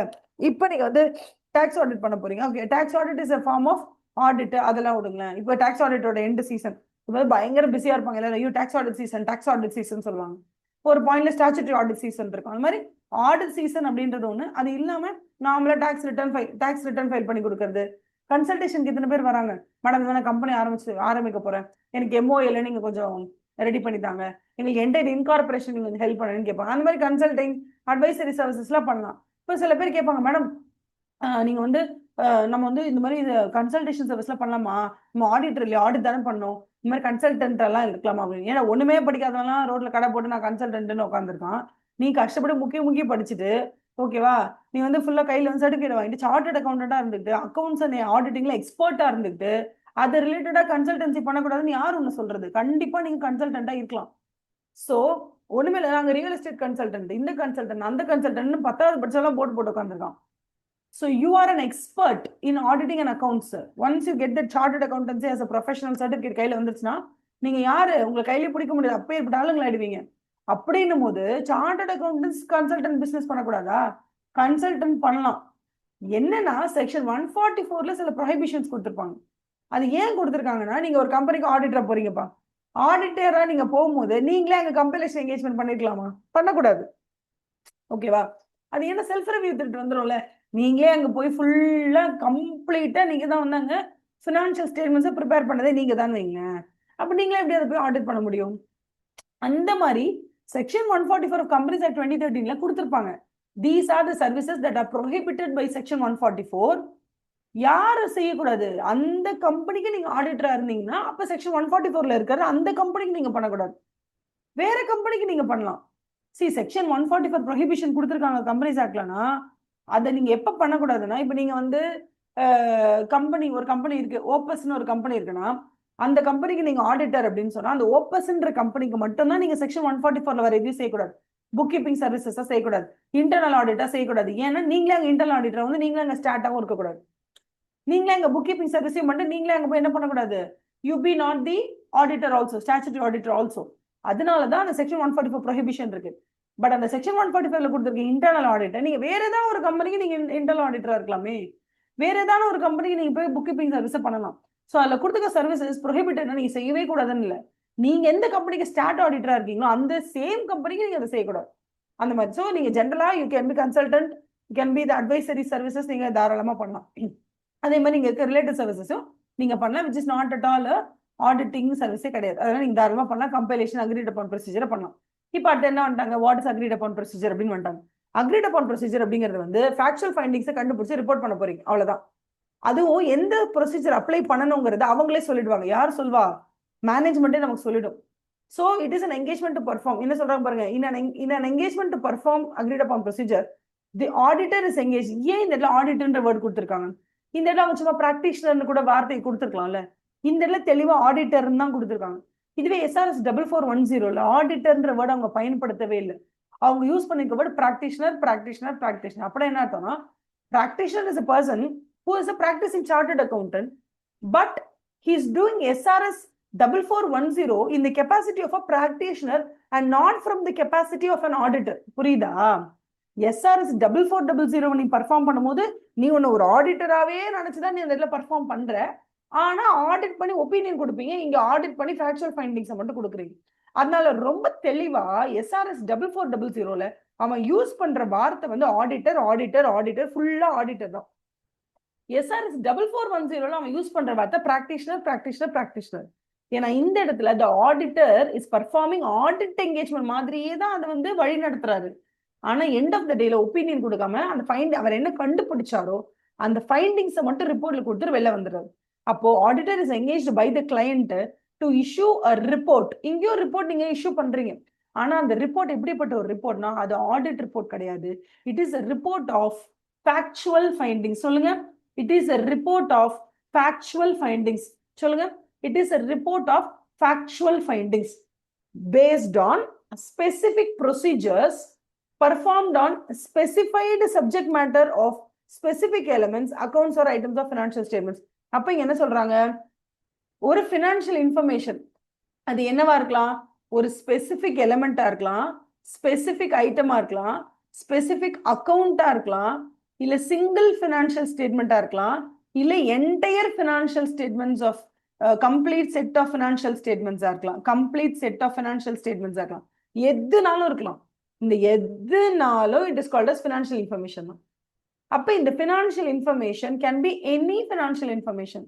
They might give you a specific element, they might give you a specific item, they might tell you specific இந்த பர்டிகுலர் அக்கௌண்ட் மட்டும் தானே, இல்ல வெறும் P&L மட்டும் பாருங்க, இல்ல வெறும் கேஷ் ஃப்ளோ ஸ்டேட்மெண்ட் மட்டும் பாருங்க, இல்ல complete set of financial statements எங்களுக்கு பார்த்து கொடுங்க. So the subject matter that they're going to give you can be anything that they decide. Which is the subject matter, they decide. Which is the specified procedure, they decide. What you do, you apply the agreed procedure. Procedure also they only decide. Who decides the procedures? Procedures also they only decide. What is the procedures called? It is called as specified procedures. It is called as specified procedures. Okay, அப்ப specified procedures அவங்களே decide பண்றாங்க, specified எலிமெண்ட்டையும் அவங்களே decide பண்றாங்க. நீங்க பண்ண போறது என்னவோ அந்த ஸ்பெசிஃபைடு ப்ரொசீஜர்ஸை நீங்க அப்ளை பண்ண போறீங்க, அவ்வளவுதான் நீங்க பண்ண போறீங்க. ஓகேவா? For example, engagement to perform agreed upon procedure may require the auditor to perform certain procedures. Individual items, accounts payable, இல்ல ஃபுல்லா இருக்கிறதுனா கூட ஓகே, ப்ராஃபிட் செக்மெண்ட், இல்ல ஃபுல் ஃபினான்ஷியல் ஸ்டேட்மெண்ட், எப்படி வேணா இருக்கலாம், balance sheet or even complete set of financial statements, எது வேணா பண்ணலாம் அப்படின்னு சொல்றோம். ஓகேவா? இப்போ SRS 4400 நம்ம போயிடுறோம். ஓகே ஓகே, SRS 4400 என்ன சொல்லுது பாருங்க. It provides guidance on the auditor's professional, underline this, auditor உடைய professional responsibilities when an engagement to perform agreed upon procedure regarding the financial information is undertaken. ஒரு ஃபினான்ஷியல் இன்ஃபர்மேஷனை வந்து நீங்க ஜஸ்ட் வந்து என்ன பண்றீங்க, அக்ரீட் அப்பான் ப்ரொசீஜரை டேக் அப் பண்றீங்கன்னா அதை நீங்க எப்படி பண்ணணும், அந்த அக்ரீட் அப்பான் ப்ரொசீஜரை நீங்க பண்ணி கொடுத்தா அதுக்கு ரிப்போர்ட் பண்ணணும்னு சொல்றாங்க. ரிப்போர்ட் ஆன் ஃபேக்சுவல் ஃபைண்டிங்ஸ் நம்ம சொன்னோமே, report on factual findings, report on factual findings. அந்த ரிப்போர்ட் ஆன் ஃபேக்சுவல் ஃபைண்டிங்ஸ், அந்த ரிப்போர்ட்டை எப்படி பண்ண போறீங்க, அது என்ன ஃபார்மேட்ல, என்ன மாதிரி கண்டென்ட் இருக்கணும், என்ன மாதிரி ஹெட்டிங்ஸ் எல்லாம் கொடுக்கணும், அதுக்கு பேர் என்ன சொல்லணும்னா form and content of the report on factual findings. Form and content of the report of the factual findings அது எப்படி இருக்கணும்னு அவங்க சொல்லிடுவாங்க. Form and content of the report of the factual findings auditor issue பண்றாரு, அது எப்படி இருக்கணும்னு சொல்லுவாங்க. ஸோ நம்பர் 1 அப்ஜெக்டிவ் என்ன, உங்களோட அப்ஜெக்டிவ் என்னன்னா நீங்க எந்த ஸ்பெசிஃபைடு ப்ரொசீஜர்ஸ் அவன் அப்ளை பண்ண சொல்றானோ அதுக்கு நீங்க அக்ரி பண்ணிக்கிட்டீங்க அப்படின்னு சொன்னா அந்த அக்ரீட் அதுக்கு பேர் ஒன்ஸ் அவன் இந்த ப்ரொசீஜரை நீங்க ஃபாலோ பண்ண அவன் சொல்லுவான்ல, அதுக்கு பேர் ஸ்பெசிஃபைடு ப்ரொசீஜர். அந்த ஸ்பெசிஃபைட் ப்ரொசீஜர் நீங்க அக்செப்ட் பண்ணும்போது அதுக்கு பேர் வந்து அக்ரீட் அப்பான் ப்ரொசீஜர் ஆயிடும். அப்ப நீங்க அக்ரி அப்பான் பண்ண அந்த ப்ரொசீஜரை நீங்க கேரி அவுட் பண்ணுங்க. கேரி அவுட் பண்ணிட்டீங்கன்னா அது ஆட்டோமேட்டிக்கா வந்து கிட்டத்தட்ட ஆடிட் மாதிரி தான் இருக்கும். இட் வில் பி இந்த nature of audit. Okay, to which the auditor and entity and any other appropriate third parties may have agreed and to report on the factual findings. என்னன்னா எப்படி ஒரு ஆடிட்ல ட்ரை பார்ட்டி ரிலேஷன்ஷிப் இருக்குமோ அதே மாதிரி SRS 4400லையும் try party relationship இருக்கும். ஏன்னா intended user வேற ஒரு ஆளா கூட இருக்கலாம். இன்டெண்டட் யூசர்ன்றது வந்து ஷேர் ஹோல்டர்ஸாக கூட இருக்கலாம். ஓகே, மேனேஜ்மெண்ட் வந்து உங்ககிட்ட என்ன சொல்றாங்க அப்படின்னா, நாங்க ப்ரிப்பேர் பண்ணி வச்சிருக்கோம் இந்த ஃபினான்ஷியல் இன்ஃபர்மேஷனை, இதை நீங்க ஆடிட் பண்ணி கொடுங்க, ஆனா ஃபேக்சுவல் ஃபைண்டிங்ஸை மட்டும் கொடுங்க அப்படின்னு சொல்லிட்டு அக்ரீட் அப்பான் ப்ரொசீஜருக்கு வருவாங்க. அக்ரீட் அப்பான் ப்ரொசீஜருக்கு வராங்க. அப்ப இந்த அக்ரீட் அப்பான் ப்ரொசீஜரை நான் அப்ளை பண்ணுவேன். அப்ளை பண்றது இந்த ஃபினான்ஷியல் இன்ஃபர்மேஷன் மேல அப்ளை பண்ணுவேன். அந்த ரிப்போர்ட்டை யூஸ் பண்றது மேனேஜ்மெண்டாவும் இருக்கலாம், இல்லை வெளியாட்களாவும் இருக்கலாம். To you understand? அதுதான் இந்த பாயிண்ட்ல கொடுத்துருக்காங்க பாருங்க. Auditor to carry out the procedures of an audit nature to which the auditor and the entity and any other appropriate third parties may have agreed upon. And அதாவது இந்த இடத்துல அவங்க என்ன சொல்றாங்கன்னா, இந்த agreed upon procedure அப்படிங்கறது யாரு பேசி அக்ரி பண்ணிக்கிட்டீங்க, நீங்களும் மேனேஜ்மெண்ட் மட்டும் அக்ரி பண்ணிக்கிட்டீங்க இல்ல. சில நேரங்கள்ல நீங்களும் மேனேஜ்மெண்ட் மட்டும் அக்ரி பண்ணா போதும், சில நேரங்கள்ல யார் யூஸ் பண்றாங்களோ அவங்களும் சேர்ந்து அக்ரி பண்ணணும். அப்ப agreed upon procedures may have agreed upon by the auditor along with management and the shareholders or any other intended parties. Intended parties intended users யார் யூஸ் பண்ண போறாங்களோ அவங்களும் சேர்ந்து தான் அந்த ப்ரொசீஜர்ஸை டிட்டர்மைன் பண்ணிருப்பாங்க. அதை நீங்க அப்ளை பண்ணி ஃபேக்சுவல் ஃபைண்டிங்ஸை கொடுக்க போறாங்க. ஓகேவா? அதே மாதிரி இதுல அஷூரன்ஸ் கொடுக்க மாட்டோம், அது சொல்ற மாதிரி no assurance is given. Okay, instead users என்ன பண்ணுவாங்கன்னா நம்ம கொடுத்த ஃபேக்சுவல் ஃபைண்டிங்ஸை வச்சு அவங்களே என்ன பண்ணுவாங்க, they will form their own conclusions அப்படின்னு சொல்றாங்க. கண்டிப்பா இந்த இடத்துல யாரு யூசர்னு அவங்க டிட்டர்மைன் பண்ணிருக்காங்களோ அந்த யூசர் மட்டும் தான் நீங்க கொடுக்க போற இந்த ஃபேக்சுவல் ஃபைண்டிங்ஸ்க்கு ஒரு ரிப்போர்ட் கொடுப்பீங்கன்னு, ரிப்போர்ட் ஆன் ஃபேக்சுவல் ஃபைண்டிங்ஸ். அதை யார் யூஸ் பண்ணலன்னா இந்த இன்டெண்டட் யூசர்ஸ் ஒருத்தவங்க சொன்னாங்க இல்லையாப்பா, அவங்க மட்டும்தான் இதை யூஸ் பண்ணா மற்ற வெளியாட்கள் யாரும் யூஸ் பண்ண கூடாது. அப்ப இந்த இடத்துல படிங்க, the objective of the agreed upon procedure is to carry out the procedures of an audit nature to which the auditor, entity, அதுக்கப்புறம் the third party, appropriate party, third party அது யார் யூஸ் பண்றாங்களோ அவங்க and the third parties have agreed and to report on the factual findings. Assurance provide பண்ண மாட்டீங்க, அதனால such agreed upon engagements are non assurance engagement. MCQல கேட்கலாம், ஆனா இவ்வளவு மொக்கையெல்லாம் கேட்க மாட்டாங்க, பாத்துக்கலாம் விடுங்க. Audit versus agreed upon procedure. ஆடிட்க்கும் agreed upon procedure என்ன கீ டிஃபரன்ஸ்னு கேக்குறாங்க. ஆடிட்டை பொறுத்த வரைக்கும் அது அஷூரன்ஸ் என்கேஜ்மெண்ட். ஆடிட்ன்றது ஒப்பீனியன் கொடுக்கும், அஷூரன்ஸ் கொடுக்கும் யூசர்ஸ்க்கு. ஆனா அக்ரீட் அப்பான் ப்ரொசீஜர் அப்படிலாம் கிடையாது, ஒரு ஃபேக்சுவல் ஃபைண்டிங்ஸை மட்டும் கொடுத்துட்டு போயிட்டே இருக்கும். ஓகே, அஷூரன்ஸை கொடுக்காது அப்படின்னு சொல்றாங்க. அவங்களே என்ன பண்ணணும், தட் இஸ் அந்த யார்கிட்ட நம்ம அந்த ரிப்போர்ட் கொடுக்குறோமோ அந்த இன்டெண்டட் யூசர்ஸ் அவங்களே இதை படிச்சு பார்த்து அந்த ஃபேக்சுவல் ஃபைண்டிங்ஸை வச்சு they should come to a conclusion அப்படின்னு சொல்றாங்க. ஓகேவா? For example agreed upon procedure engagement to evaluate validity. For example ஒரு பர்டிகுலர் ஃபினான்ஷியல் இன்ஃபர்மேஷன் கொடுத்தாங்கன்னா அவங்க வந்து என்ன பண்ணுவாங்க, என்னென்னலாம் ப்ரொசீஜர்ஸ் அக்ரி பண்ணி அவங்க என்னென்னலாம் வந்து ரிப்போர்ட் கொடுப்பாங்க அப்படின்னு கேட்டா, ஃபார் எக்ஸாம்பிள் இப்போ அக்கௌண்ட்ஸ் பேபிள், அதாவது சன்ட்ரி கிரெடிட்டார்ஸை பத்தி நம்ம கிட்ட கொடுத்துட்டு இதை எங்களுக்கு அக்ரிட் அப்பான் ப்ரொசீஜர் யூஸ் பண்ணி ஃபேக்சுவல் ஃபைண்டிங்ஸை கொடுங்க அப்படின்னு கேட்டாங்கன்னா நம்ம என்ன பண்ணுவோம், சப்ளையர் பே எல்லாம் கரெக்டா இருக்கா, அமௌண்ட் எல்லாம் கரெக்டா இருக்கா, எக்ஸ்டர்னல் கன்ஃபர்மேஷன் எல்லாம் பண்ண போறோம், கம்பேரிசன் பண்ண போறோம், ட்ரையல் பேலன்ஸ்ல இருக்கிற அமௌண்ட்டை கரெக்டா இங்க பேலன்ஸ் ஷீட் எடுத்துட்டு வந்திருக்காங்களா, இதெல்லாம் வந்து நம்ம ஜஸ்ட் என்ன பண்ணுவோம், கம்பேர் பண்ணுவோம். இதெல்லாம் சும்மா இதெல்லாம் தேவையில்லை, ஞாபகம் வச்சுக்கணும் அவசியம் இல்லை. பட் சும்மா சொல்றாங்க உங்களுக்கு அக்ரிட் அப்பான் ப்ரொசீஜரை நீங்க என்னென்ன ப்ரொசீஜர் ஃபாலோ பண்ணுவீங்க அப்படின்னு சொல்றாங்க. ஓகேவா? அடுத்த ஜென்ரல் பிரின்சிபல். ஜென்ரலா ஒரு அக்ரிட் அப்பான் ப்ரொசீஜரை நீங்க அக்செப்ட் பண்ணிக்கிட்டீங்கன்னா அந்த இடத்துல நீங்க ஃபாலோ பண்ண வேண்டிய பிரின்சிபல் என்ன? இந்த இடத்துல நீங்க ஒரு ஆடிட்டரா தான் இந்த வேலையை செய்றீங்க. கரெக்டா? You going to work like just like an auditor. அதனால இந்த இடத்துல நீங்க ஒப்பீனியன் தான் கொடுக்கலே தவிர ஒரு ஆடிட்டராகவே நீங்க உங்களை நினைச்சுதான் இந்த இடத்துல நீங்க வேலையை பாக்குறீங்க. அப்படிங்கறதுனால நீங்க கண்டிப்பா அந்த கோட் ஆஃப் எத்திக்ஸை ஃபாலோ பண்ணுங்க. முடிஞ்ச வரைக்கும் வந்து நீங்க என்ன பண்ணுங்கன்னா எந்தெந்த இண்டிபெண்டன்ஸ் அவங்க ரிக்வயர் பண்றாங்களோ இண்டிபெண்டன்ஸ் ஃபாலோ பண்ணுங்க. இல்ல இண்டிபெண்டன்ஸ் எல்லாம் தேவையில்லை, நாங்க சொல்ற மாதிரி நீங்க பண்ணா போதும்னா இண்டிபெண்டன்ஸ் தேவையில்லை. But code of ethics is very important. Code of எத்திக்ஸ்ல what are the professional responsibilities for an auditor, CNC சொன்ன மாதிரி what are the professional responsibilities நம்ம ஆல்ரெடி நிறைய படிச்சிருக்கோம். இது ஏன்னா சாப்டர் நம்ம 19 பிகினிங்ல நம்ம படிச்சோம். What are the professional how do you call responsibilities? என்னது? Integrity, objectivity, professional competence and due care, confidentiality, அப்புறம் professional conduct and technical standards. இது எல்லாத்தையும் நீங்க ஃபாலோ பண்ணணும் அப்படி சொல்றாங்க. என்னென்ன ஃபாலோ பண்ணணும்?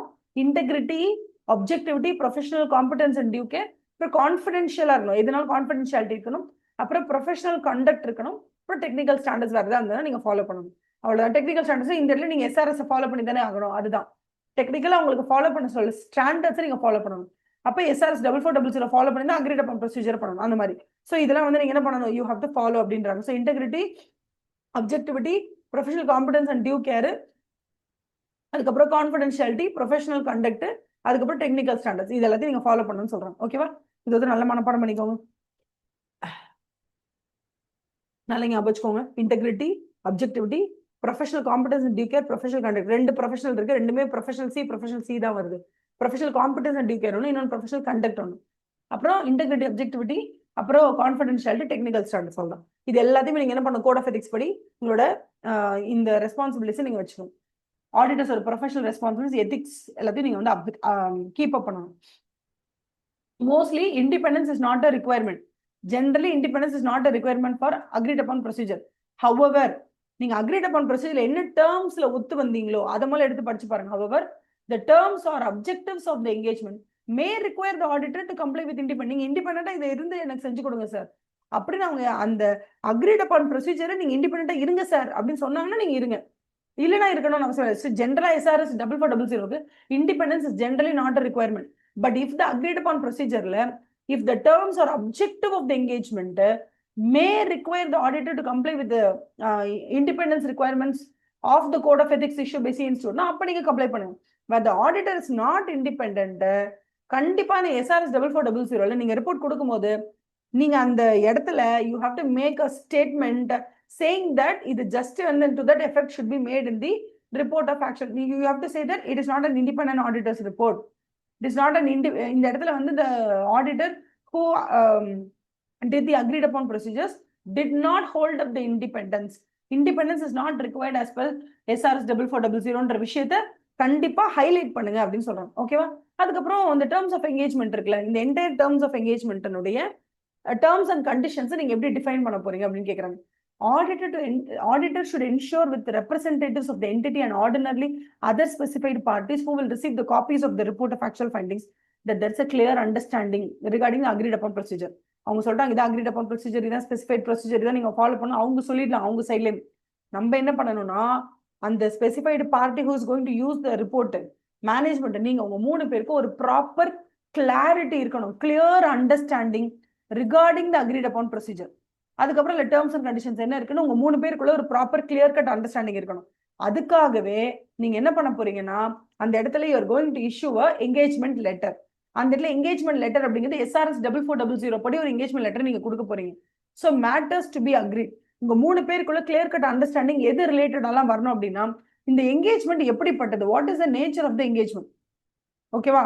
அதுவும் இல்லாமல் நீங்க அதுல சொல்லணும் இது ஆடிட்டோ ரிவ்யூவோ கிடையாது, இதுல அஷூரன்ஸ் என்கேஜ்மெண்ட் கிடையாதுன்றது நீங்க அங்க மென்ஷன் பண்ணுங்க. எந்த பர்பஸ்க்காக அவங்க இதை பண்ண சொல்றாங்க, இப்படியே ஃபினான்ஷியல் ஸ்டேட்மெண்ட்ஸ் அவங்க ப்ரிப்பேர் பண்ணிட்டாங்க. ஆடிட்டர் தான் ஆடிட் பண்ண போறாரு. இடையில எங்களை கூப்பிட்டு எதுக்குங்க அக்ரீட் அப்பான் ப்ரொசீஜர் பண்ண சொல்றீங்க, எதுக்காக இந்த பர்பஸ் அப்படின்றத அவங்க கிட்ட கேளுங்க. அதை கேட்டு அங்க ரெக்கார்ட் பண்ணுங்க. அதே மாதிரி வந்து எந்த ஃபினான்ஷியல் இன்ஃபர்மேஷனை நாங்க இப்ப வந்து அக்ரீட் அப்பான் ப்ரொசீஜர் அப்ளை பண்ணணும், வெறும் பிஎன்எல்க்கு மட்டுமா, இல்ல வெறும் பேலன்ஸ் ஷீட்டுக்கு மட்டுமா, இல்ல entire complete set of financial ஸ்டேட்மெண்ட்ஸ்க்கா, இல்ல வெறும் capital and reserves and surplus மட்டுமா, எதுக்கு, what is the financial information where you have to apply. அப்புறம் நேச்சர் டைம் எக்ஸ்டெண்ட், எங்களுக்கு எத்தனை நாள் டைம் கொடுக்க போறீங்க, எத்தனை நாளுக்குள்ள இது நாங்க முடிக்கணும். அதுக்கப்புறம் இன்னொன்னு என்ன அப்படின்னா, இந்த ரிப்போர்ட் நாங்க ஃபேக்சுவல் ஃபைண்டிங்ஸ் ரிப்போர்ட் கொடுக்குறோமே, அதை நீங்க யாருக்கெல்லாம் மட்டும் கொடுக்கணும், என்ன சொல்லி கொடுக்கணும். இது ஆடிட் கிடையாது, ரெவ்யூ கிடையாது, இது ஜஸ்ட் வந்து அக்ரீட் அப்பான் ப்ரொசீஜர் தான்றத சொல்லி நீங்க இந்த distribution of the report that we give you, இது யாருக்கெல்லாம் நீங்க கொடுக்கலாம்ன்றதுல ஒரு ரெஸ்ட்ரிக்ஷன் இருக்கு. அப்ப limitations and restrictions on the distribution of the reports of the factual finding. When such limitation would be in conflict with the legal requirements and the limited distribution ஏதாவது conflict இருக்குன்னு சொன்னா ஆடிட்டர் அக்செப்டே பண்ணக்கூடாது. என்னங்க இது agreed upon procedure, entire financial statements ready பண்ணி தர சொல்றீங்க, இதை கண்டிப்பா ஷேர் ஹோல்டர்ஸ் கொடுக்கலாம், ஏன் நீங்க ஷேர் ஹோல்டர்ஸ் கொடுக்காம இருக்கீங்க, என்ன தப்பு பண்றீங்க, அப்ப நான் அக்ரி பண்ண மாட்டேன். If the law says that நார்மலா நீங்க அக்ரீட் அப்பான் ப்ரொசீஜர் பண்றீங்கன்னா அந்த இடத்துல ஃபினான்ஷியல் இன்ஃபர்மேஷன் ரிலேட்டடா நீங்க ஏதாவது ஆடிட் மாதிரி பண்றீங்க, பட் நான் அஷூரன்ஸ் என்கேஜ்மெண்ட் பண்றீங்கன்னா make it available to the shareholders இருக்குன்னா அது they have to make it available to the shareholders. If they are not doing it, then நீங்க என்ன பண்ணுங்க, லாக்கு புறம்பா எந்த ஒரு அக்ரிமெண்ட்டும் நீங்க அக்செப்டே பண்ணாதீங்க, யூ டோன்ட் அக்செப்ட் அப்படின்னு சொல்றாங்க. ஓகேவா? இது எல்லாம் நீங்க ஏன் அக்ரி பண்ணணும், உங்க 3 பேருக்குள்ள ஏன் இந்த கிளியர் கட் அண்டர்ஸ்டாண்டிங் இருக்கணும்னா, it is in the interest of both the client and the auditor. கிளையண்ட்டுக்கும் நல்லது, ஆடிட்டருக்கும் நல்லது. the auditor sends the engagement letter. நம்ம ஒரு engagement letter அனுப்ப போறோம். என்ன அனுப்ப போறோம்? the auditor எப்படி ஒரு ஆடிட்டரா இருக்கும் போது, ஆடிட் என்கேஜ்மெண்ட் எடுக்கும்போது எப்படி வந்து அவர் ஒரு என்கேஜ்மெண்ட் லெட்டர் கொடுப்பாரோ, அதே மாதிரி இந்த இடத்துல even he is not an auditor, he is only SRS 4400 இருந்தா கூட he will send the engagement letter to the client and to the third partyக்கு கூட நீங்க அதை கொடுக்கலாம், ஷேர் பண்ணிக்கலாம். so the engagement letter documenting the key terms of appointment. key terms of appointment என்ன, இந்த terms and conditions தான் இருந்தா தான் நான் SRS 4400 படி வருவேன், இல்லை வரமாட்டேன். the engagement letter confirms the auditor's acceptance of appointment and it helps avoiding any misunderstanding regarding such matters such as objective and scope of engagement. நம்மளோட ஆடிட்டர்ஸ் ரெஸ்பான்சிபிலிட்டிஸ் என்ன மாதிரி ஃபார்ம் ஆஃப் ரிப்போர்ட் நம்ம கொடுக்க போறோம், அதை வந்து அஷூரன்ஸ் என்கேஜ்மெண்ட் கிடையாது அப்படிங்கறத நீங்க அந்த இடத்துல என்ன பண்ண முடியும், தெளிவா சொல்ல முடியும். Matters that would be included in the engagement letter. 2 important விஷயங்கள் இருக்கு. ஒன்னு என்னன்னா, என்னென்ன ப்ரொசீஜர்ஸ் நீங்க அப்ளை பண்ணுவீங்க, அக்ரீட் அப்பான் ப்ரொசீஜர் படி என்னென்ன ப்ரொசீஜர் அப்ளை பண்ணுவீங்க. அதுக்கப்புறம் a statement that the distribution of the report of the factual findings would be restricted to the specified parties who have agreed to the procedure. ஏன்னா அவங்க ஒன்றும் எல்லா procedure நம்மள apply பண்ண சொல்லல, அவங்களே ஒரு 5 ப்ரொசீஜர் தான் அப்ளை பண்ண சொல்லியிருக்காங்க. அதையும் இந்த ஃபினான்ஷியல் இன்ஃபர்மேஷன்ல இப்படிதான் அப்ளை பண்ண சொல்லியிருக்காங்க.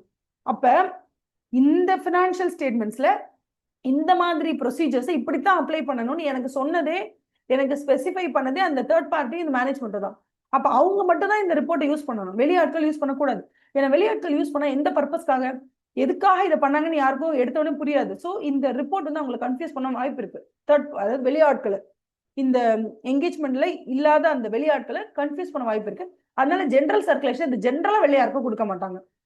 இல்ல இது என்டையர் ஃபினான்ஷியல் ஸ்டேட்மெண்ட்ஸ்ல பண்ண ஒரு நார்மலான ஒரு செக்அப் மாதிரி தான் நம்ம பண்ணிருக்கோம், இது வெளியில யூ கேன் மேக் இட் அவைலபிள்னா they can make it available. But நீங்க என்ன சொல்லணும், இந்த டேர்ம்ஸ் அண்ட் கண்டிஷன்ஸ் இருக்கு, இது அஷூரன்ஸ் என்கேஜ்மெண்ட் கிடையாது, ஓகேவா, இது அக்ரீட் அப்பான் ப்ரொசீஜர் தான். அதுவும் அவங்க சொன்ன ஸ்பெசிபிக் ப்ரொசீஜர்ஸ் நம்ம அப்ளை பண்ணியிருக்கோம், அதுல இருந்து ஃபேக்சுவல் ஃபைண்டிங்ஸ் தான் கொடுக்குறோம், ஒப்பீனியன் கொடுக்கலன்றதுனால லிமிடெட் சர்க்குலேஷன் தான் நீங்க பண்ணணும்னு நீங்க சொன்னீங்கன்னா அதை அந்த இடத்துல மென்ஷன் பண்ணிடுங்கன்னு சொல்றாங்க. ஓகேவா? இது எல்லாத்துக்கும் நீங்க கண்டிப்பா என்ன பண்ணணும், இந்த என்டையர் ஆடிட் லைக் திங் நீங்க வந்து கண்டிப்பா பிளான் பண்ணணும். அப்பதான் உங்களால ப்ராப்பரா பண்ண முடியும். ப்ரொசீஜர்ஸ் அண்ட் எவிடன்ஸ் எதை பண்ணாலும் அதுக்கான எவிடன்ஸை கையில் எடுத்து வச்சுக்கோங்க, டாக்குமெண்டேஷனை பக்காவா பண்ணி வச்சுக்கோங்க. நாளைக்கு யாராவது வந்து என்ன சார் ஃபேக்சுவல் ஃபைண்டிங்ஸை கொடுத்தீங்க, நீங்க சொன்னலாம் போய் யாராவது சொன்னா இங்க பாருங்க எந்த எவிடன்ஸ் இருக்கு நீங்க காமிக்கணும். அதனால the auditor should carry out the procedures and he should use the evidence. அங்க எவிடன்ஸ் கிடைச்சிக்கல, அதை வச்சுதான் அவர் என்ன பண்ணணும், ஃபேக்சுவல் ஃபைண்டிங்ஸை ரிப்போர்ட்டே பண்ணணும்னு சொல்றாங்க.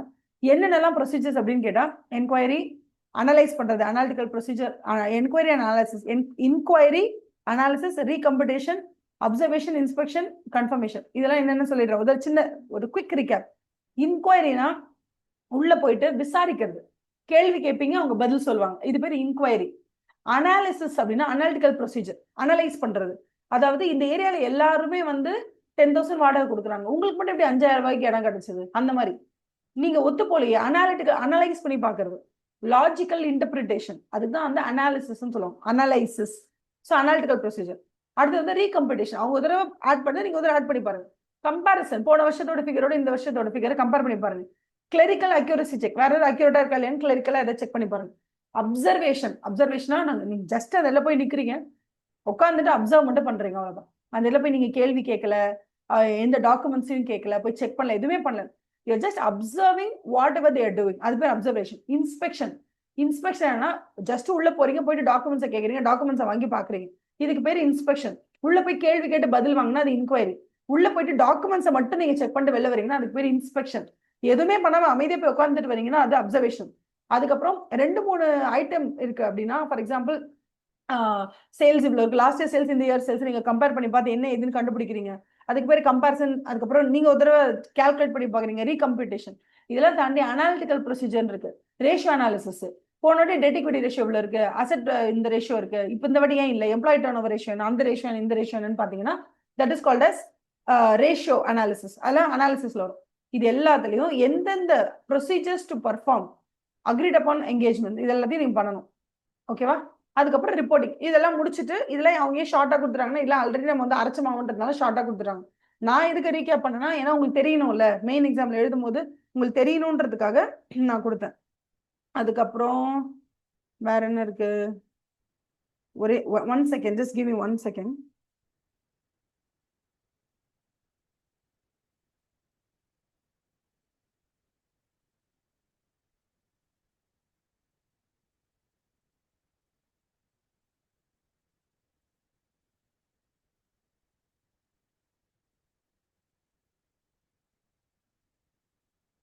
ஓகே,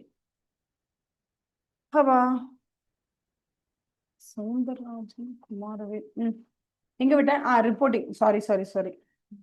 ஓகே, ரிப்போர்ட்டிங் வந்து என்னன்னா, பிரேக் வேணுமா? ஏதோ ரொம்ப நேரம் ஆயிடுச்சா? இல்ல இல்ல, ரிப்போர்ட்டிங் வரைக்கும் முடிச்சிடலாம். SRS 4410 ஸ்டார்ட் பண்றதுக்கு முன்னாடி I'll give you a break. So ரிப்போர்ட்டிங்கை பொறுத்த வரைக்கும் நீங்க கண்டிப்பா அக்ரீட் அப்பான் ப்ரொசீஜர்ஸ் யூஸ் பண்ணி எல்லாமே பண்ணிருக்கீங்க. அப்படிங்கும் போது சஃபிஷியன்ட் டீடைல நீங்க ரிப்போர்ட் கொடுத்தாதான் ரீடர் வந்து will be able to understand. இல்ல, அதனால நீங்க என்ன பண்ணணும்னா, நீங்க the nature and timing of the work performed, the extent of work performed, இது எல்லாத்தையும் நீங்க புரிய வைக்கணும்னா you have to clearly mention certain things. என்னென்ன?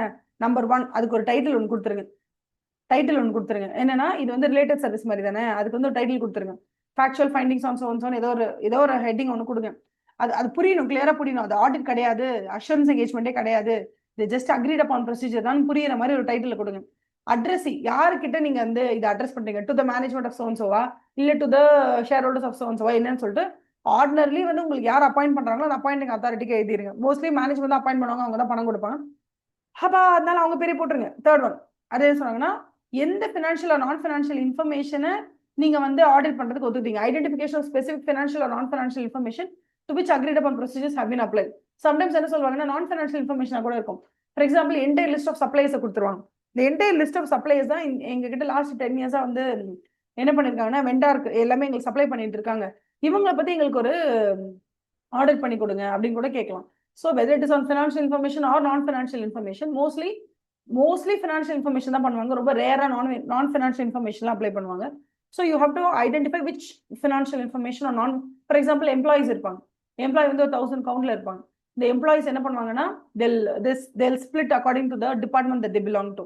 அந்த இடத்துல இருக்கவங்களோட பிஹேவியரல் பேட்டர்ன் இல்லை ஏதோ ஒரு விஷயத்தை கொடுத்து நம்ம அக்ரீட் அப்பான் ப்ரொசீஜர் அப்ளை பண்ண சொல்லுவாங்க. Will do it.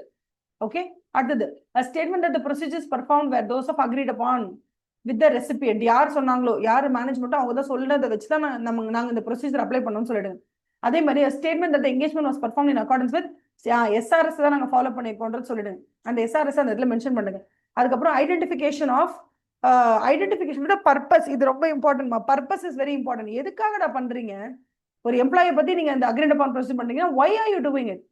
ஓகே, உங்க வெண்டாரை பத்தி ஒரு செக்லிஸ்ட் கிரியேட் பண்ணி பண்றீங்கன்னா ஏன் நீங்க பண்றீங்க? இல்ல P&L ஒரு நீங்க தனியா எப்படி ஸ்டாச்சுட்டரி ஆடிட்டர் உதர் பண்ண போறாரு, நீங்க வரது உதர் பண்றீங்க. எப்படி இன்டர்னல் ஆடிட்னு ஒண்ணு இருக்கு. சோ இது இன்டர்னல் ஆடிட்டும் கிடையாது, எக்ஸ்டர்னல் ஆடிட்டும் கிடையாதுன்னா ஏன் இந்த அக்ரீட் அப்பான் ப்ரொசீஜர் பண்றீங்க? What is the purpose? அதை நீங்க உதர பார்க்கணும். அதே மாதிரி நான் உங்களுக்கு சொன்னது ஃபினான்ஷியல் ரிப்போர்ட்டிங் ஃப்ரேம்வொர்க்கை மென்ஷன் பண்ணிருப்பாங்க எல்லாத்துலயும்.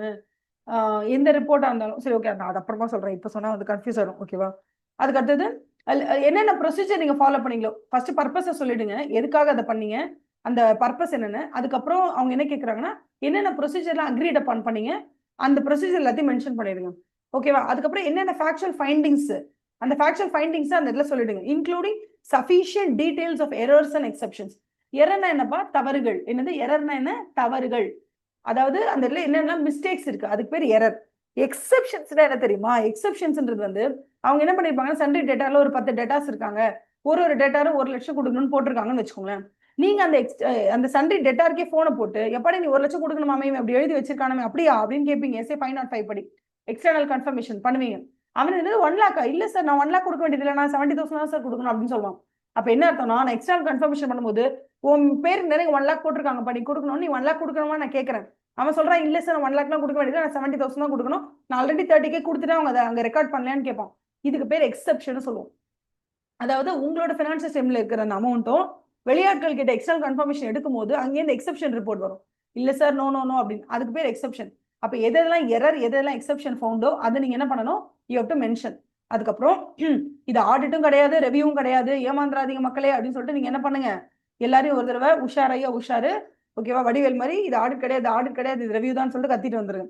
அதுக்கப்புறம் இன்னொன்னு சொல்லுங்க, அதாவது இது வெறும் அக்ரீட் அப்பான் ப்ரொசீஜர் தான். அவங்க என்ன சொன்னது இந்த 7 ப்ரொசீஜரை மட்டும் தான் அப்ளை பண்ணி இதை செய்ய சொன்னாங்க. அதனாலதான் என்கிட்ட இவ்வளவுதான் ஃபேக்சுவல் ஃபைண்டிங்ஸ் வந்துச்சு. எனக்கு இந்த என்டையர் லிஸ்ட்லயே பிடிச்சது வந்து ஜே தான். அதனால தான் நான் இது உங்களுக்கு வந்து ஸ்பெஷலா சொல்லணும்னு நினைக்கிறேன்.